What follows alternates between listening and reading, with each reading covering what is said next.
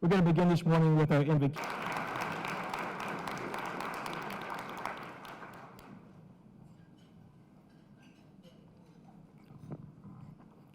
For those who have already begun eating, we will praise God for what you have already started. For those who have been waiting, we will thank God for what we are about to receive. Let us pray. Eternal God, in whom we live, move, and have our being, we thank you for this day. We thank you for the work of the Urban League, those who have dedicated their lives to improving and enriching the lives of others. We thank you for their wisdom and knowledge in opening doors that others might walk in, grow, achieve, and contribute. We thank you for the leadership of the Greater Cleveland Urban League, its staff, and all of the supporters. We thank you for this day and for this gathering, for this luncheon, and all the days ahead. Bless this food and those who are sharing in this meal, and especially this program. In the name of our Redeemer and Liberator, our Lord and our Savior. Amen.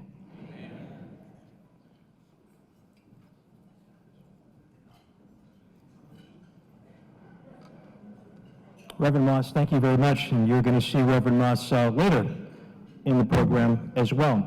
Now, we want you to watch a short video from Cuyahoga County Executive Chris Ronayne. Please watch. Welcome to the Urban League of Greater Cleveland's Equal Opportunity Day Luncheon.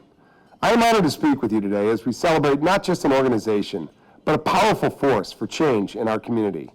Led by the indomitable Marsha Maccabee, the Urban League's commitment to social justice and civil rights has been a cornerstone in its impactful journey. In pursuit of equality, the Urban League has tirelessly worked to dismantle barriers and challenge systemic injustices in our society. It stands as a beacon of hope and resilience in the struggle for civil rights. The Urban League is about action and reminds us never to forget the people who walked before us in this fight, like the Reverend Jesse Jackson, who is this year's recipient of the 2023 Stephen A. Minter Legacy Award. Over the summer, I had the privilege to join Marsha and other community leaders during the reenactment of the 60th anniversary of the March on Washington.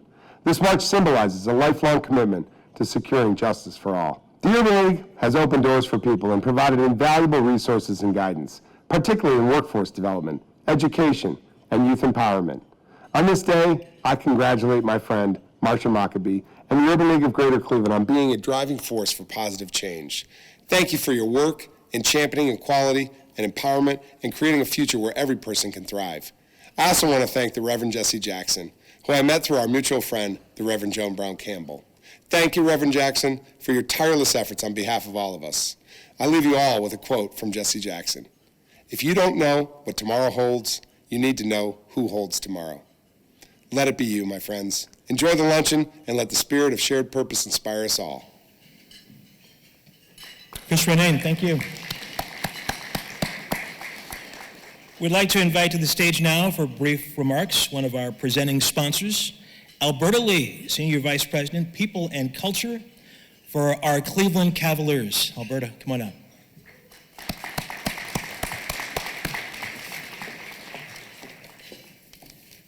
How you doing? Good to see you. Good to see you too. Good to see you too. Thank you. Hello, everyone. It's good to see everybody. The Cavaliers and Rock Entertainment Group are proud to be a sponsoring partner with the Urban League of Greater Cleveland because we share similar values of equality, fairness, and inclusion. Today's Equal Opportunity Day Luncheon, Navigating the Winds of Change, is important as so many like-minded and concerned people are gathered here today to support this important conversation on equity. On behalf of our chairman, Dan Gilbert, our CEO, Nick Barlage, and our Rocket Mortgage family, team members. We stand with you and your mission to provide fairness and equal opportunity for all people in the greater Cleveland area. With that said, thank you, and please continue to enjoy the rest of this special day. Thank you.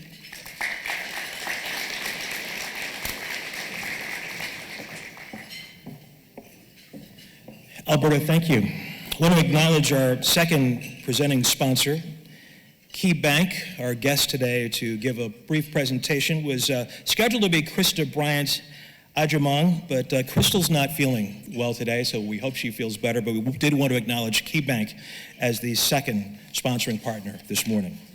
All right, it is time now to introduce our keynote speaker today. I had the pleasure of interviewing him yesterday. He's a fascinating young man who has done some incredible work, and I know you're going to enjoy what he has to say. Robert Samuels, acclaimed journalist and author, reached new literary stature after winning the 2023 Pulitzer Prize for Nonfiction with his book, His Name is George Floyd, One Man's Life and Struggle for Racial Justice. Using George Floyd's story as context for America's troubled history of institutional racism, Robert's insights reveal how a man who simply wanted to breathe ended up touching the world. The Pulitzer Board described the book as an intimate, riveting portrait of an ordinary man whose fatal encounter with police officers back in 2020 sparked an international movement for social change, but whose humanity and complicated personal story were unknown. Robert is currently a staff writer at the New Yorker magazine. He recently completed 12 years as a highly regarded investigative reporter at the Washington Post. Throughout his work, he offers his worldview on humanity, race, and democracy. His work has been part of teams earning the George Polk Award, the Peabody Award, and the National Association of Black Journalists Award for Investigative Reporting. He was born and raised in New York City, but we won't hold that against him, certainly. Robert graduated with special recognition from the Medill School of Journalism at Northwestern University, where he is the only student to have served as editor-in-chief at both the school newspaper and the Black Student magazine. As an adjunct faculty member at Wake Forest University, Mr. Samuels teaches a seminar on the history of race, reporting, and its impact on democracy. Ladies and gentlemen, please welcome to the stage our keynote speaker this morning, Mr. Robert Samuels.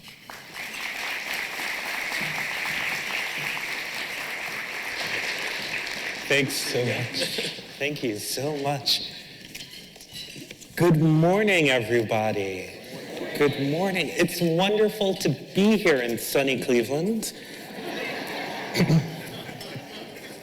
The last time I was here, it was for the Republican National Convention.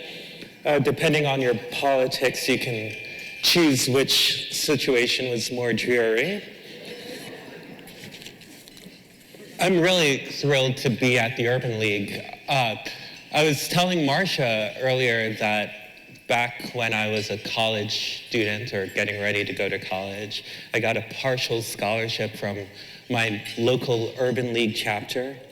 So it's helped, thank you, it's helped make me the person who I am today. Seeing my name with Pulitzer Prize winning author next to it is very surreal for me. In the history of the Pulitzer Prizes, in nonfiction, that's the category we won for, there have only been two people of color, two Black people who have won that award. Tolu and I were number 2 and 3. And so it's a very special thing for us to be speaking about this book and to have it be for something that we really believe is important. Now, I know there's a lot of networking going on here, and I really want to start by talking about why it's good to have friends. The story of George Floyd, which we started when I was a journalist at the Washington Post, was one of the most highly competitive stories for those in the media. And when the world saw the footage of George Floyd die, there were two people who were in the car with him. And no one had really spent time speaking with those people to get a sense of what happened. And so we're trying to put this book together, and we cannot find these two people. Their names are Shawanda Hill and Maurice Hall. But I saw a picture, and the picture was taken from a friend of mine from college of Shawanda Hall on the day that George Floyd was murdered, crying. And I called my friend who worked at a rival publication, and I said, I know this is weird, and you shouldn't do this for me, but do you have any way of getting in touch with this woman, Shawanda Hill? And my friend said, if my editor finds out, he will kill me. But I know where she lives, though I don't fully remember the address. So how about I fly to Minneapolis, come with you, and we can look for the address together. We can look for the apartment. And so we did that. We found the apartment, and it was an apartment in a not great part of town, and it had a bunch of buttons on the outside.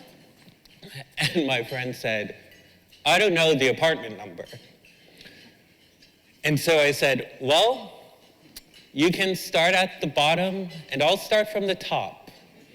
And we'll go all the way down until we find her. And we'll just wait to see if someone opens the door. But first, let me check. And I pushed the door, and mysteriously it was open. And when it was opened, we stepped in, and we heard a voice, probably from the basement, still don't really know where it came from. And the voice went, who are you looking for? And I said, I'm looking for Shawanda Hill. And he goes, Shawanda? You mean the woman who lives in... He didn't say woman, but he gave us the address. He gave us the apartment number.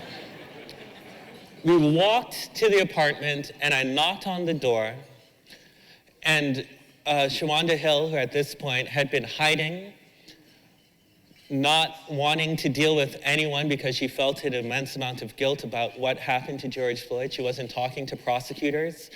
They deemed her a hostile witness. She answered the door, and I said to her, I'm writing a book about George Floyd, and I really need your help, because if we don't do it now, I'm not sure there's going to be another time. And Shawanda looked at me, and she started to cry. And she said, if you're going to tell this story, I need to be in it, because the story needs to be heard. And we sat down, and we went through a very emotional, hard discussion about the hours before that led to George Floyd's ultimate death. Remember the story. In July 2020, my colleagues at the Washington Post and I began to ask the question of who was George Floyd? And while this question was an important story, I knew it was important to do, it was not a story I was really looking forward to doing. Today, I'm going to talk a little bit about what we found and the hope I found in telling the tale. As background, I wrote this with my co-author, Tolu Olorunipa. If you watch CNN, sometimes you see Tolu. He's the White House bureau chief of the Washington Post. We both have the privilege of being Black men who look younger than we are. He's a little bit more studious and more reserved. I'm a little bit more of a live wire. That's why it works.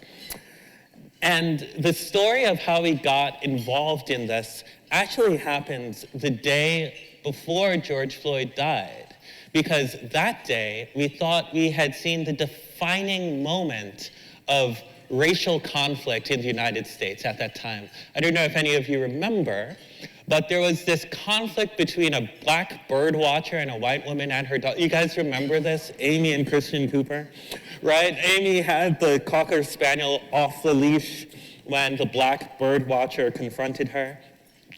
The day of that incident, me being a New Yorker, I sent an email, a text message to friends of mine from high school. And to my surprise, one of my friends was trying to explain that Amy Cooper legally did the right thing. It infuriated me. I tried to explain rather poorly that the law is not the true arbiter of morality, especially when it comes to issues of race, and how easy it was to hide behind the veil of nuance and playing the devil's advocate while ignoring the lived real pain of people.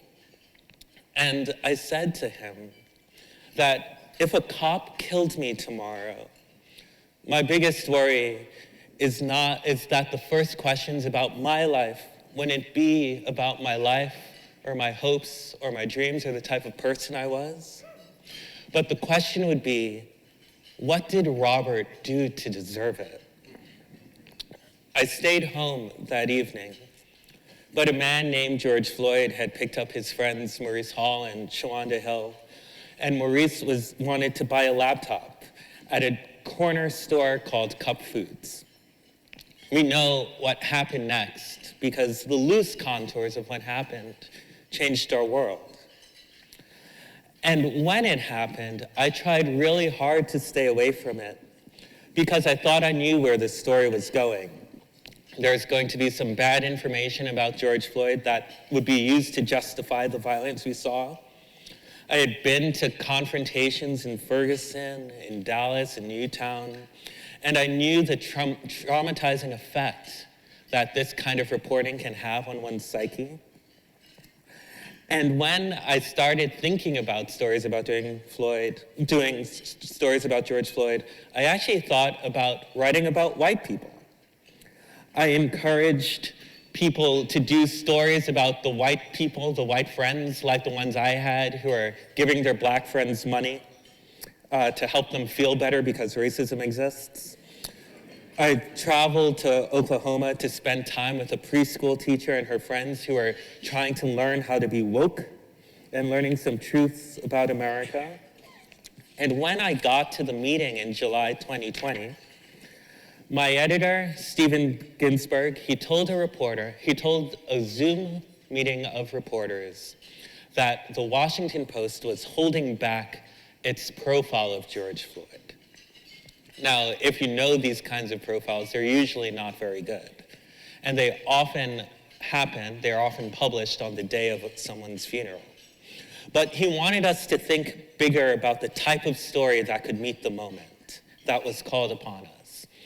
It was Tolu who had suggested that it would be great if we could follow the life of one person as they navigated through different American institutions that were impacted by racism.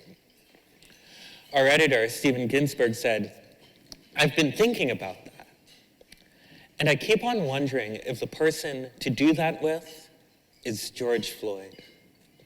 Now, I apparently have a very animated face because when Steven tells this story, that's my editor, he says he looked at my face to get a confirmation about whether this was a good idea. And I told him I thought it was perfect because I knew a few things. Because despite all the breathless things we had heard about George Floyd, I still felt like no one knew him. I knew he played football, but I didn't know why. I knew he moved to Minneapolis, but I did not know why. These things are factoids. They're not revelations of someone's soul. And judging from the women who I met in Oklahoma, I knew there were a lot more questions about this thing called systemic racism. People got that it was a theory. They did not get that it was real. And so I thought this would be a great chance to be able to show the tangible impact of these concepts in one person's life. So after we did the project, we knew there was more work to be done.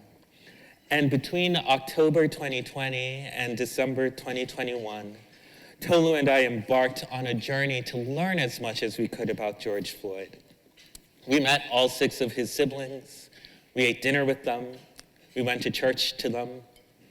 We talked to them almost daily while they watched the trial of the man who killed their brother. I got haircuts from George Floyd's barber. He's very good. We walked the streets where George Floyd walks and sat in on rehab sessions where he had done rehab and tried to put his life together. We met the girlfriend who said, I was the only woman that George Floyd loved, and the other girlfriend who said, I was the only woman George Floyd loved,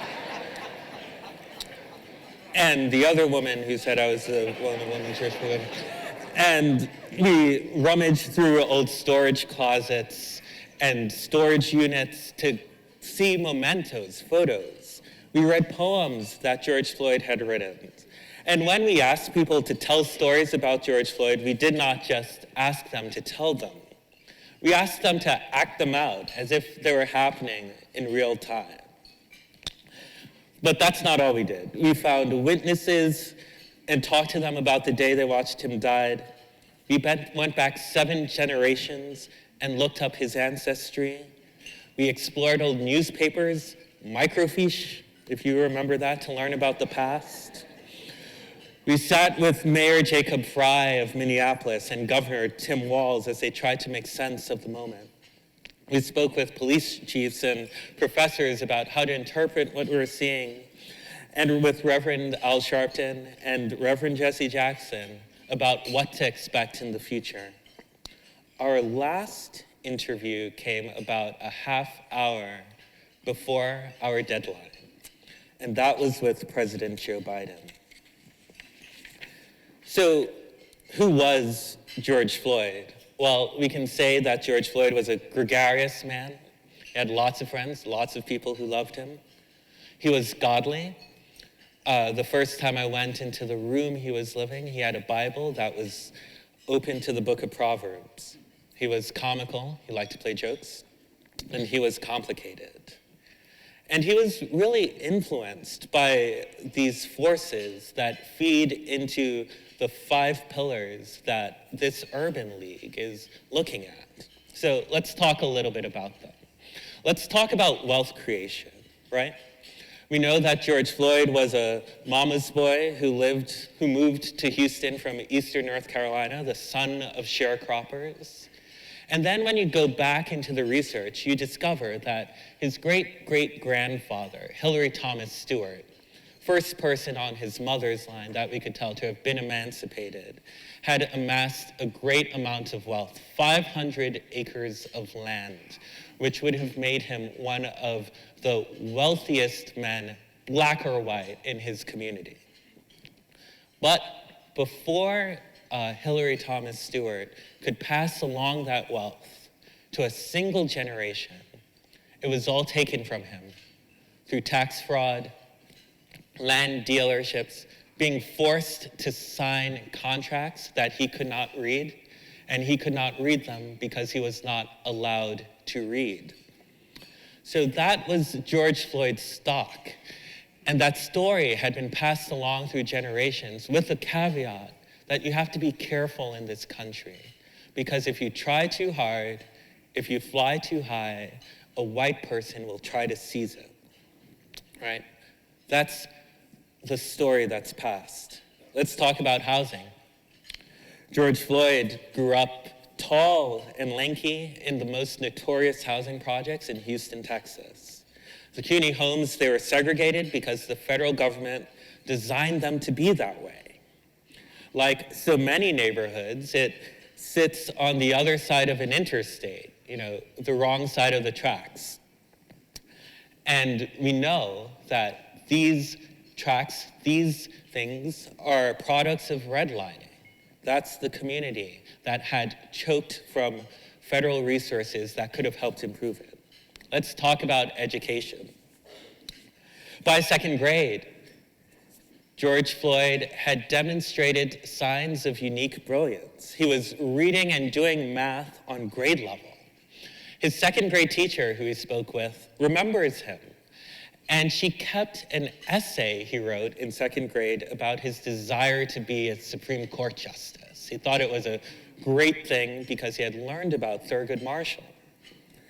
Now, It's not just that George Floyd wanted to be a Supreme Court justice, but when he wrote the essay, it's in second grade, so it's about a paragraph long, all the words were spelled right, the grammar was right, the logic was sound.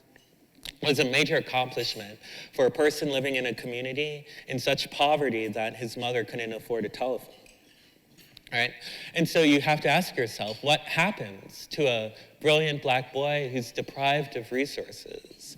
Now, George Floyd was tall and lanky, and when they saw how George Floyd could run, people told him, people in our community don't become lawyers. If you want to get out, you have to play football. You have to play basketball. You could go pro. And that's what he did. And he became fairly good. But he was in an education system that often deprived him of the opportunity or the chance to see himself as more than a football player. So by the time he gets this scholarship to go to college, he cannot pass the basic requirements he needs to play on the team. And there goes his dreams. Let's talk about criminal justice. When George Floyd comes back to Texas, he essentially gives in to the economics of the neighborhood when the police presence is overwhelming. That is, he's sold drugs. This isn't unusual, that he also began to use.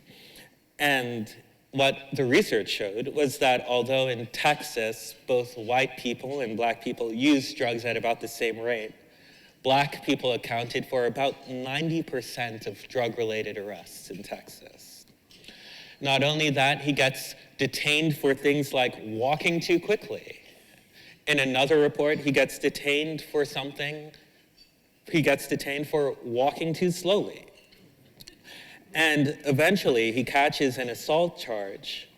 When he catches the assault charge in relationship to a robbery in which he's accused of holding a woman at gunpoint, Floyd decides he's going to accept a plea deal, even though he insists he did not do the crime.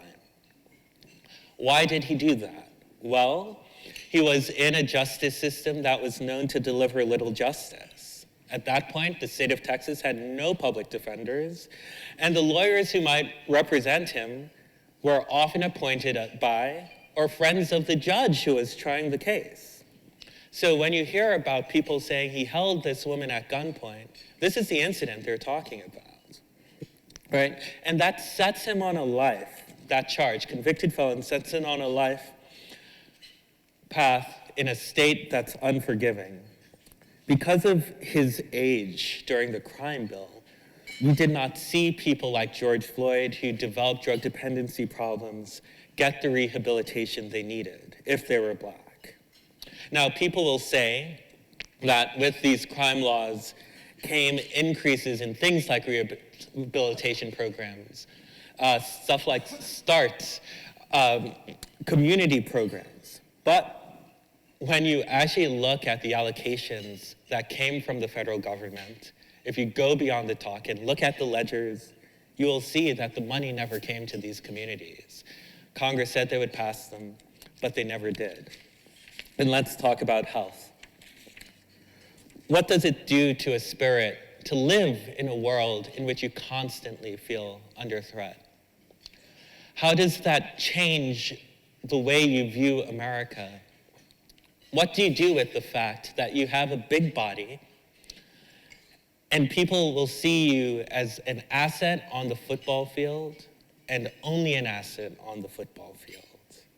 Now, the research is starting to tell us that those stresses, more so than not eating enough salt, will affect your heart, your blood pressure, your knees. And when George Floyd tells wardens he's depressed and seeks treatment, they opt not to believe him. He ends up out of prison, looking for a job on a corner, one of those boys you tell your kids not to be. And one day, he's out there and he sees an old friend. And the friend looks good. He's gained weight, his eyes are less jaundiced, And he starts telling him about this place called Minneapolis. And in Minneapolis, he tells them, you can get treatment, you can find a job if you're willing to do the work. All you need to do is take a chance, and it can change your life. George Floyd, who at this point has a 6-year-old girl named Gianna, decides he's going to go to Minneapolis to take a chance. Now, I'm going to read a little bit from the book here. I try not to be too long. About the rehab program that George Floyd goes to, which is called Turning Point. And this is the text. The first day Floyd walked into his life skills class at Turning Point, he realized it would not be a typical talking circle. The room was set up like a classroom, and the course, which was called Blacks in Recovery, felt like another chance at college. The class was led by Woodrow Jefferson, a diminutive former math whiz whose life had been overtaken by substance use. He believed that Black men might respond differently to a setting in which they were treated as intellectuals, because so many had been criminalized and stereotyped as uncontrollable, impulsive, and stupid. Jefferson would pace around the class, giving examples about Mr. Cool and Mr. Slick, two types of neighborhood hustlers, one enviable and assured, the other manipulative and subversive. He then added 2 examples of how Black people operate in the world, bringing up Muhammad Ali and Uncle Tom, one braggadocious and bold, the other obsequious and deferential. Jefferson did not try to cast aspersions on any of them. He instead talked about all 4 men in some way being broken by racism, searching for a way to find dignity. Over the next few weeks, Jefferson told the group that their sense of dignity could not be realized in fancy phrases or affirmations, even though he knew his share of those. Rather, Jefferson wanted them to find hope by tapping into their full potential as Black men, willing to take on the systems of racism that hobbled them. The challenge was to be in control of their life before someone else, a judge, a bad boss, a police officer, could even try. Look at history, Jefferson often said. Have you noticed how people always try to profit off us, own us? But what about you? How can you find you again? How can you love yourselves again? It's about finding your purpose. Jefferson's talks empowered clients to open up about their own histories. Some grew up in a household of addicts, while some didn't know anyone else who took drugs. Some talked about the impact of growing up fatherless, and others shouldered guilt about disappointing their dads. Many of them had been incarcerated, traumatized by the isolation and the violence they had seen in prison. One day, Jefferson recalled, he saw a hand go up in the back. It was George Floyd's. Floyd finally felt comfortable about expressing his personal struggles in ways he had not been willing to say plainly to his friends back in Houston. He talked about how disappointed he was that he never went pro. So much of his identity, his self-worth, hinged on the expectation that one day he would play ball. And now his body was a mark of pride and a constant reminder of his failures. The physique of an athlete who tried but didn't measure up. The thing that people most admired and feared. Jefferson dismissed that kind of talk. You are lovable, Jefferson said. You are important. You are valuable. You are empowered. Sometimes during the class, Jefferson had the men stand up. Together, George Floyd and the others repeated the mantra. I am lovable. I am important. I am valuable. I am empowered. And that's when George Floyd begins to get sober. A lot more happens in our book, but I wanted to give you a sense that this is a story about his life much more than its death. We talk about how race affects things like picking a jury, trying a case, how it affects your ability to get a clear diagnosis when someone delivers your autopsy. We follow strangers who never met George Floyd and pick up his cause. And there are definite interviews that I remember so clearly. A lot of times, people ask me what I've learned over the course of doing this reporting. One of the things that I've learned is that racism, it operates as a force. It's much more than the original sin of America or its human stain. And there's a lot of discussion nowadays about how to deal with the idea of racism being a force, whether it's something we should ignore because it can deliver shame or guilt. But over the course of this reporting, I learned that history lives and breathes. Now, while we were watching the trial of Derek Chauvin, I had spent one weekend where I had followed the Floyd's family to church and to the Mall of America. They tried to buy me a new pair of sneakers because they thought mine were bad.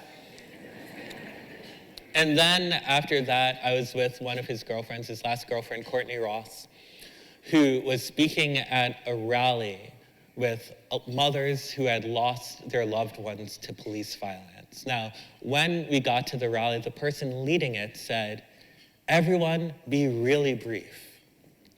Now, I originally thought she was saying, don't go on too long. But she wasn't saying that because people would droll on about their son.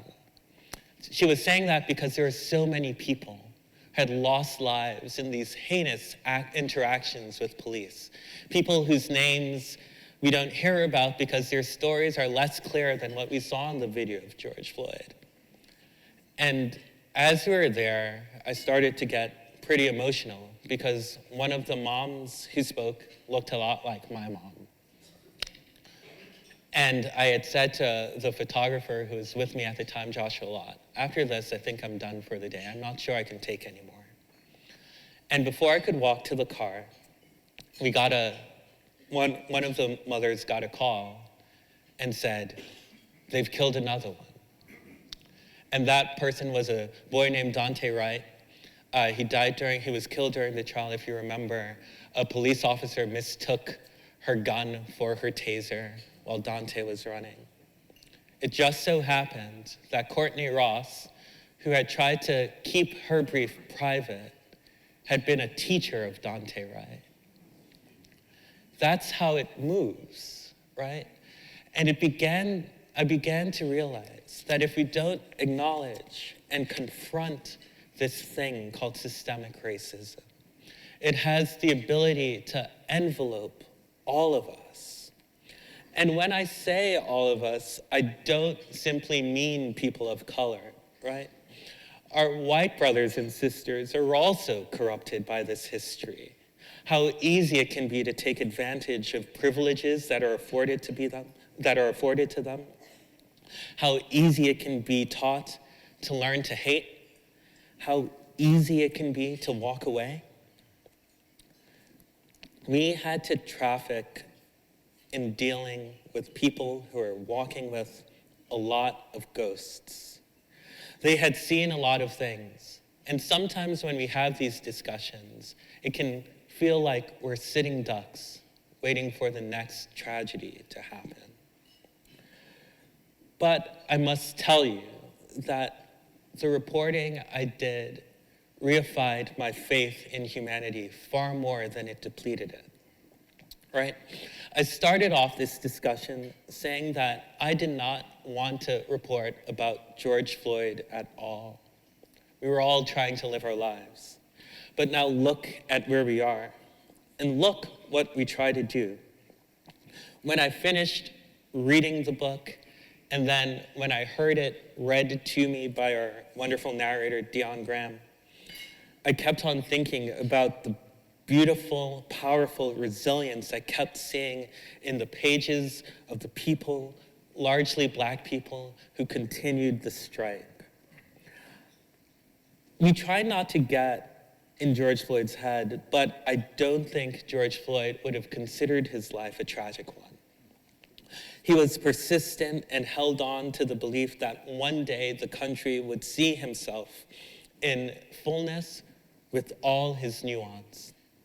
The last thing that we saw George Floyd write, and he was a writer, he wrote a lot of notes, he talks about how sad he is because he has COVID, he's lost his job, as 1 in 2 Black Americans in Minnesota had done at the time, had lost their jobs. And he's saying, life is terrible. And the end of the poem says, life sucks, but life never really sucks. That's the last thing we know George Floyd wrote. And although the last words that we know George Floyd said are the 3 words we most associate with George Floyd, which are, I can't breathe, there was another phrase that we kept on hearing. And it was another three-word phrase. And those 3 words were, I love you. And it was a phrase that he constantly said to people because he wanted them to know that even in a cruel world, that there are people who still delivered love. When I heard this story the first time from his girlfriend, I said, well, this guy's a player. And then I heard it from the second. But then we kept on hearing it from his friends, his family, strangers who had interacted with him once, who said, I can remember the thing he told me was, I love you. He said he loved me. And it reminds me of the faith that we can put in humanity, that we are all essentially the children of God. When I was doing the reporting, I kept on thinking of this poem that I loved in high school. It was by County Cullen. It's called Yet Do I Marvel. And in the poem, I know Reverend Moss knows it, and in the poem, Cullen says that he has no doubt that God is good, well-meaning, and kind. And he ends the poem by saying, yet do I marvel at this curious thing, to make a person Black and to bid him sing. I think about how empowering it can be to use my voice as a journalist to tell meaningful stories that say, despite all that I have seen, I can still exclaim faith and optimism in the hope that I see with people. When George Floyd was dying, he too was trying to use the power of sing. He reached out and said, I love you to people. And that was an opportunity that he used to, in his very last breaths, instill a sense of connection, to show that despite all the things that were happening to him, Black people in this country could still sing. Oftentimes when I'd get sad about what we were doing, my co-author totally would say, Robert, we just need to do our part. And that inspired me to keep going, because all around us, I saw people who are continuing to do their part. They did their part in the stories they told their children. They did their part in agitating lawmakers. They did their part in the stories they put in the world. They carried a hope that honestly can sometimes feel like a defense mechanism. But it was the realization that pessimism, the idea that nothing can be done, is the ultimate American privilege. And in optimism lies the ultimate American hope, which is different from a Pollyanna-ish naivete. It is the dream that doing your part can create a better tomorrow. It's a hope that's carried by so many people who should have little hope, many of whom deserve every praise for trusting us to tell their story, people who've yet to witness the fullness of the American promise. It's the hope that's embedded in many of the books we've read, in many of the books they don't want us to read. It's the reason that we write, and it's the reason that we can get up and continue to do the work. I applaud the Urban League for continuing to do the work, and I hope we might one day see a better tomorrow. Thank you.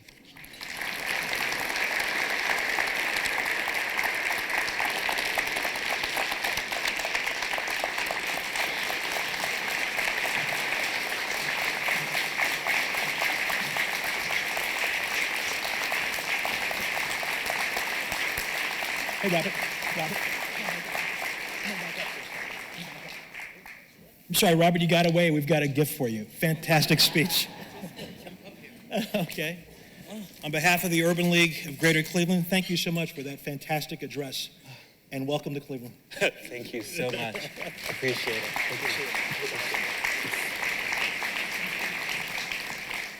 Robert Samuels. I know that many of you have purchased books, and there'll be a book signing at the end of our program today. Right now, let's watch a 1-minute video from Destination Cleveland.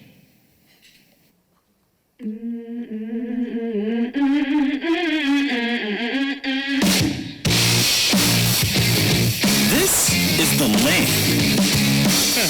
Not on a mission, always been this way. Let's keep on talking, that's what I say. The land of artists. On the Mac, going higher still. Making our own story, and we always innovators. We so and visionaries. We set out where anything is possible. This is who we are. Well, we're down for living it up. This is who we are. Well, we never lose sight of who we are. The land for life.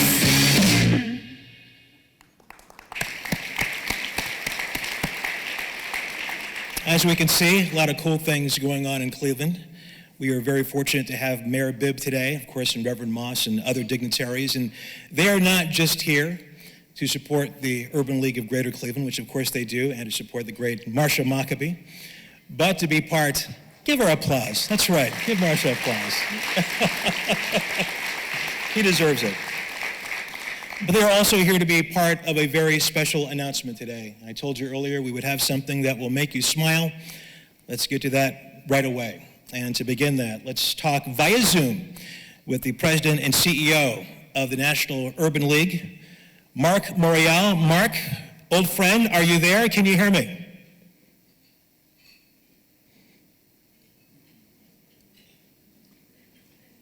In TV, we call this a technical situation. Mark Morial, can you hear me via Zoom? This is Russ Mitchell in Cleveland at the Urban League of Greater Cleveland annual Equal Opportunity Day Luncheon. Mark, are you there? How many of you saw Apollo 13? Cleveland, we have a problem. I'm going to try one more time, and then we're going to do what we call improvise. Mr. Morial. Mark Morial, can you hear me? This is Russ Mitchell in Cleveland at the Urban League of Greater Cleveland Equal Opportunity Day Luncheon. Are you there, Mark? Yes, Mr. Morial. You're not Mark Morial. Just stepping in. All right. We're going to wait for Mark to come in. Hey, What's happening, Cleveland? Mark Morial. Hey, what's going on, Russ? Hey, how you doing, buddy? Good afternoon, sir. Russ Mitchell here in Cleveland. It is a pleasure and an honor to have you with us today. What you got for us? I love Cleveland. How you doing, Cleveland? Good afternoon, Cleveland. Okay, now I've got, first of all, I want to thank each of you. I want to thank Marsha Maccabee, the board, the staff, all the volunteers at the Cleveland Urban League for the tremendous work that you are doing. And I want to congratulate and thank Marsha for an incredible number of years leading the Cleveland Urban League. Give her a big round of applause. She's been nothing short of sensational in reviving the Cleveland Urban League. Now, I have some very important news to share with you today. The news I'd love to share is a prediction that the Cleveland Browns will win the Super Bowl in 2025. And that you'll even go farther, Cleveland, because the Cleveland Guardians will win the World Series. And then to top it off, the Cleveland Cavaliers will bring home another NBA title. But guess what, Cleveland? I've got something even better than that. Yes, in the Urban League movement, it's better than that. And I'm proud to announce that the 2025 National Urban League Conference is coming to Cleveland, Ohio in July of 2021.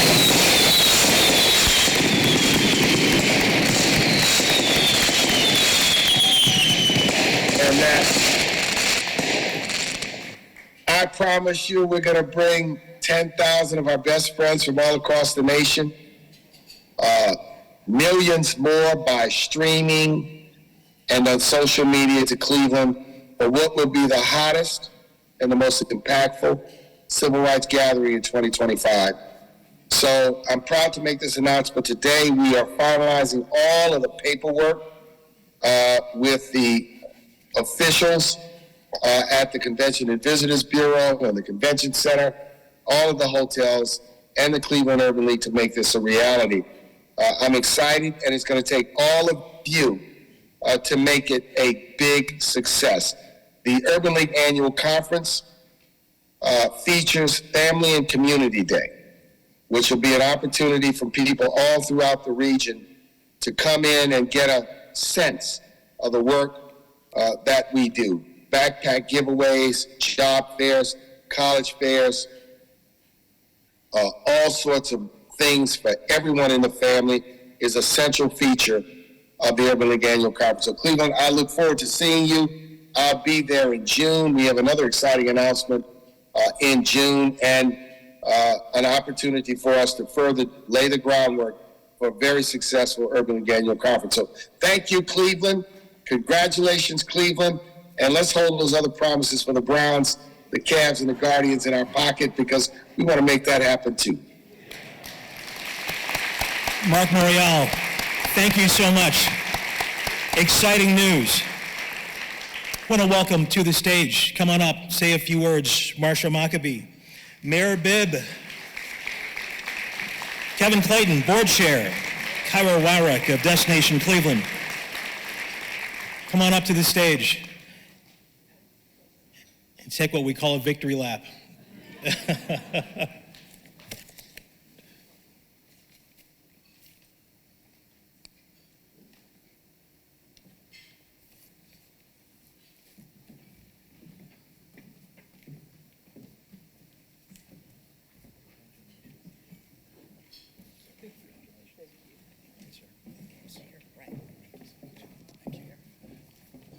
We did it, Cleveland. First, I want to just thank Marsha Maccabee for being an amazing CEO of the Urban League, but also an amazing visionary for our great city. Let's show her some love if we can. I also want to acknowledge the board of the Urban League for their hard work in making this convention possible. When your board chair, Kevin Clayton, told me that this was an opportunity, I told him you had my full-hearted support to get the deal done. So I'm so excited to bring this convention here in 2025, and I'm so excited to highlight all the great work we are doing to address structural racism in our city. Robert, your speech really hit me closely because you talked about the still stark remnants of structural racism that exist every single day in our society. It shows we have a lot more work to do, but hope does spring eternal. And it's so important that we use this convention to show that we are making progress, but uplift the hard work that remains to do, the hard work to ensure that everyone has access to the American dream in our city. So congratulations, everyone. Look forward to 2025. Thanks so much.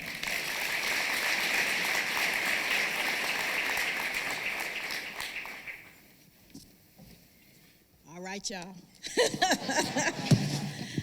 This is pretty amazing, huh?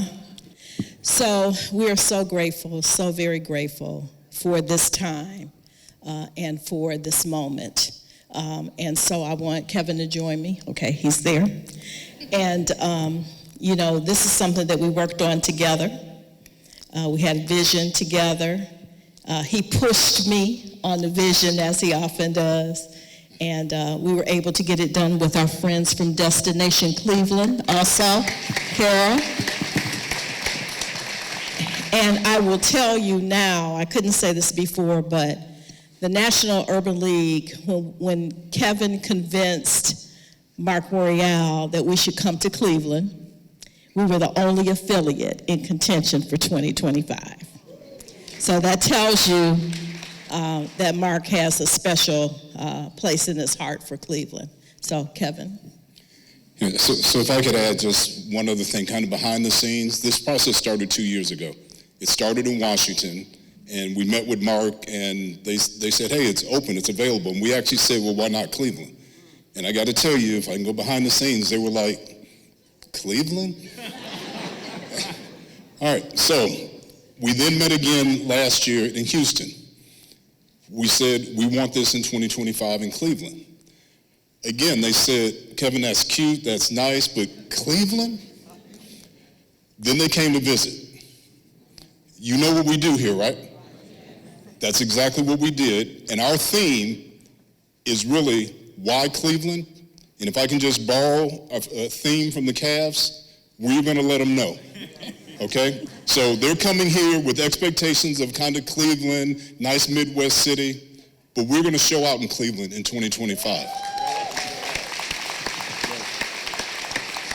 And Kevin, if I may, I see Nick over there. Hey, Nick. Okay.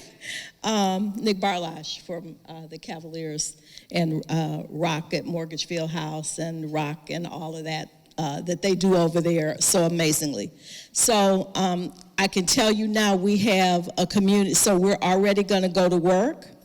We have a community planning team who will be led by Jill Zyman. Jill, stand up, please. And India Birdsong Terry, okay, two amazing women from our board. And many of you are going to be called upon to be a part of that because it's going to take the 18 months that we have, it's going to go fast for us to be able to welcome all these people to Cleveland. We'll need a core of about 100 volunteers, and we're going to need you to help us make this successful. So stand by and be ready. And we're excited. We did it, brother. Okay. Thank you. Yes, thank you.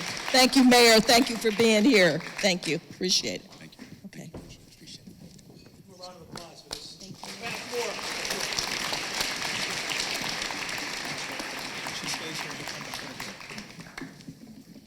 Congratulations once again. That is awesome. Awesome news. I did some research before I came here today and found out, and Kara, you can correct me if I'm wrong here, in Houston, which had the convention this year, not only did thousands of people attend, but it meant some $30 million to the local economy. Am I close? Wow, amazing. Again, great work.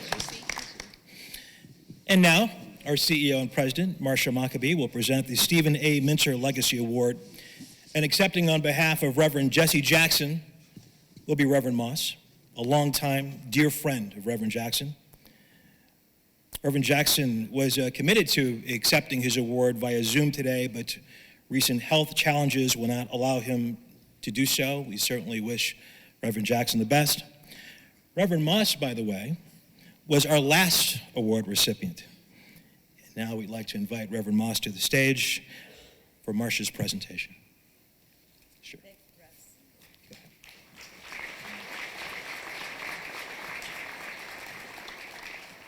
So as Reverend Moss comes, I'm going to share with you that when I took over the leadership of the Urban League, I took the job as a turnaround specialist. I knew that that's what I was qualified to do. But I quickly learned that I also needed to become a civil rights leader, and I said, that's not in my toolkit. I had been a corporate girl for a number of years, and so as I began to encounter challenges that required me to become a civil rights leader, I began to sit at the feet of this man right here. I began to also develop a relationship with Reverend Jesse Jackson, who also coached and counseled me. And I would just share with you that even though Reverend Jackson has experienced some health challenges that have rendered him smaller physically, he is absolutely sharp as a tack mentally and still gives amazing advice in terms of a civil rights leader. So I know Reverend Moss would agree to that. So Reverend Moss, please come on and join me. And let's give him another round of applause. My friend, icon. And let me tell you, if you have not seen his exhibit, okay, at the Moss Museum, you need to get there. He and I had the opportunity to walk it together, and it is really amazing. You want to go take your children, it's something you should see. So Reverend Moss, today we're going to acknowledge the Reverend Jesse Jackson Sr. and all that he's done in the civil rights movement, and acknowledge him with the same award that we gave to you last year, which is the Stephen A. Mentor Legacy Award.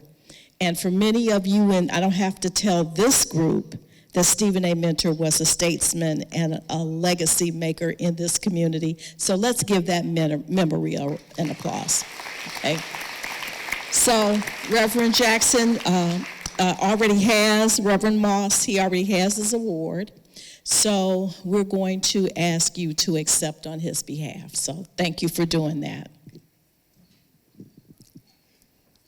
Edwina and I have known Reverend Jackson for almost 60 years. She introduced me by telling me what a remarkable young man he was, a student at the Theological Seminary in Chicago and joined SCLC. And the rest is history already recorded, waiting to be revealed to generations not yet born.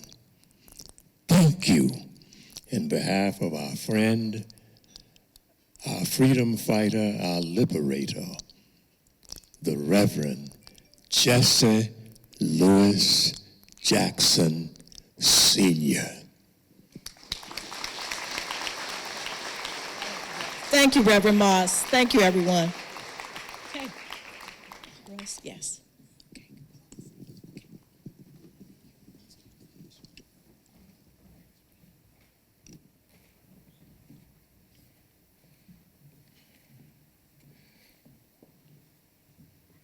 Marcia and Reverend Moss, thank you.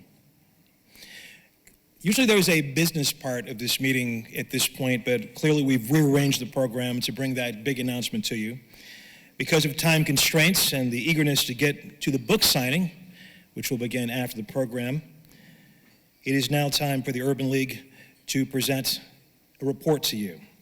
Other information will be released through the Urban League's channels, which will include updates on very important issues.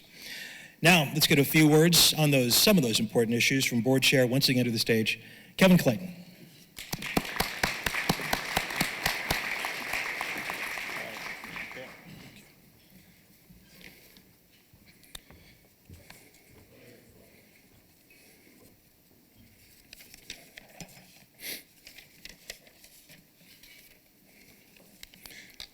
So on behalf of Marcia, myself, I'd like to acknowledge our board members, sponsors, volunteers, the amazing staff, along with Naila Bird, spearheading our guild, and Colin Jackson, president of our YP program.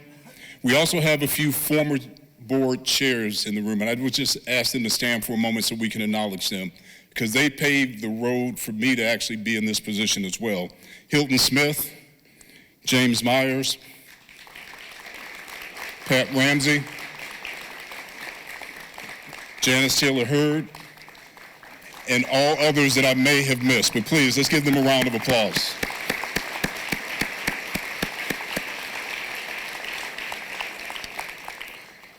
The 2025 conference comes to Cleveland because of the work of those who stood before me and our other volunteers, so thank you. I just want to take a few moments and, Brother Samuels, to say what we're going to do to keep our part here in Cleveland, because I think you challenged us. And here are some things in which the Urban League is going to do. Recently, it was announced that my Brother's Keeper program, which was a legacy program by President Obama, that Cleveland has a certified chapter with the Urban League. And the reason why that's important is because it gives us an opportunity to help our young black and brown men in Cleveland. The Cleveland Foundation, the Cavs, and the NBA Foundation help to fund the restart of my Brother's Keeper. But we also know that we have our young ladies that we need to support. And we've embarked with a program in partnership with a nonprofit called Saving Our Daughters. We'll take an applause for that.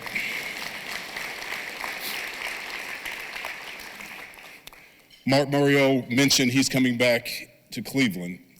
The Urban League in Cleveland has embarked on an expungement program, of which there are 75 clients that have already been identified for orientation and an overview that will participate in that program. In December 12th, we will make an announcement around that as well. When I think about post-George Floyd, and my core competency of work has been in the space of DE&I. As we know, the work of DE&I is under attack. And post-George Floyd, at the height of what we thought was going to happen, and that was this movement across the country to unite, we now see this work being attacked. So what we at the Urban League have done is said we have to equip those men and women who have assumed jobs of being DE&I leaders across different organizations, communities. And we have been for the last year developing a DE&I development academy. And the purpose of this is to equip us beyond just what our race and gender might be as we were put in these positions. What are the skills and competencies that we need so we can sustain and fight off the attack of DE&I? So we're proud to announce this academy, which actually is going to kick off in the first part of the year. And if we can go to the next slide, please. We developed a council of local leaders. Many of these faces are in the room, and many of these faces you all have seen relative to the movement of diversity, inclusion, and equity. And if you just join me quickly, first I'd ask the individuals in the room who are on this slide, Marsha, if you stand, Catherine stand, Peter John Baptiste, Gabrielle, Allen, Robert Solomon, please stand so we can give you a round of applause.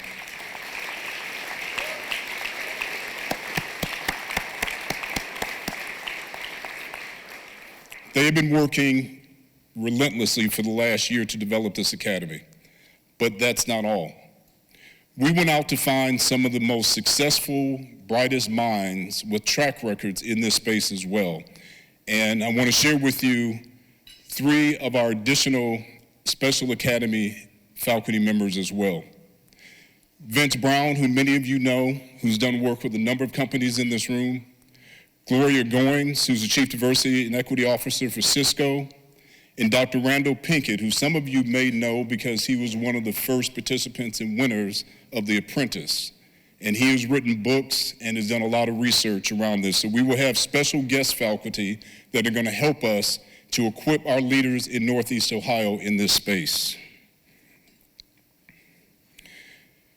Lastly, I want to talk to you about what's happening in spring of 2024, and that is our annual meeting, of which we will be providing additional updates around some of the things that we are doing. The challenge, Brother Samuels, that you gave us, we're ready to take that on. So I would thank you for all that you have challenged us with, Urban League is going to respond with action, not words. Russ?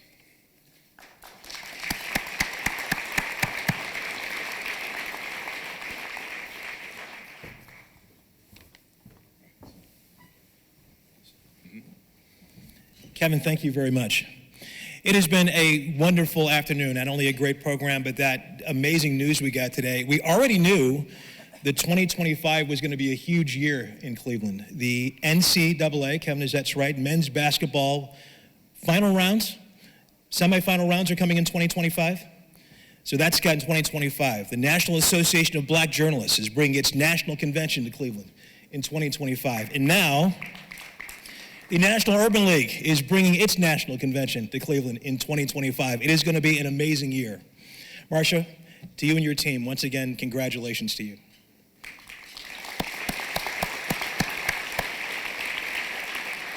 I want to thank everyone for coming today. As I mentioned, the book signing will take place immediately in the foyer, where a cultural exchange is set up where you can purchase books. If you received an electronic book ticket, please also present that to a cultural exchange as well. Thank you for allowing me to be part of this wonderful afternoon. Good afternoon. Have a great rest of your day and a safe trip to wherever you're headed. Take care.